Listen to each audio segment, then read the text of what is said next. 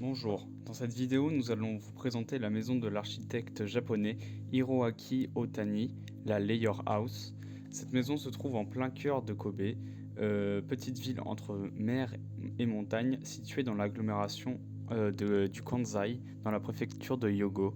Elle traduit parfaitement l'idée du Kowashi, c'est-à-dire l'art des choses simples, de la beauté des choses et le souci du détail. Sur cette minuscule parcelle de 30 mètres carrés, l'architecte a réussi à concevoir une sensation de nature profonde en plein centre urbain avec un seul arbre. Il utilise le mur comme enveloppe épaisse dont le lattage à claire-voie dessine des lignes d'ombre qui donnent de l'épaisseur à l'espace, créant une pénombre dont les murs semblent disparaître dans une profondeur imaginaire faisant écho à la profondeur d'une forêt. Cette maison ne possède pas d'autre fenêtre qu'une large baie vitrée donnant sur l'arbre du patio, marquant le seuil d'entrée du Genkan. La baie permet d'agrandir l'entrée et de profiter du paysage urbain environnant, filtré par les légères branches de l'arbre. Cet espace intermédiaire est très ouvert sur l'extérieur. On ne se trouve ni dedans ni dehors, mais dans un entre-deux. L'escalier à double volet, à première vue apparemment surdimensionné, remplit en fait le même objectif, reliant tous les niveaux en un continuum spatial unique et permettant des connexions visuelles diverses entre les différents espaces. Les marches en bois, servant également de siège, reprennent le thème de la lame en béton dominante. Justement, rentrons dans le détail maintenant. Le projet est constitué de lames de béton préfabriquées de 50 par 180 mm utilisées dans toute la maison pour 1800 lattes jusqu'à 3600 mm de longueur.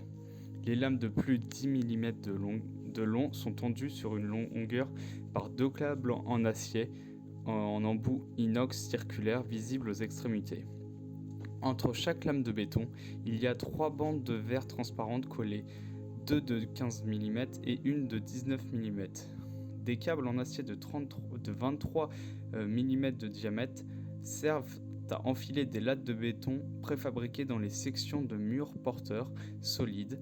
Après l'enfilage, les câbles tendus par étage reprennent une charge différente. Le sous-sol 300 kN, rez-de-chaussée 250 kN, le premier étage 150 kN. Puis les zones intermédiaires entre les câbles et les lattes sont remplies de mortiers de jointement. Ces câbles sont maintenus par des capuchons en acier inoxydable en haut du bâtiment.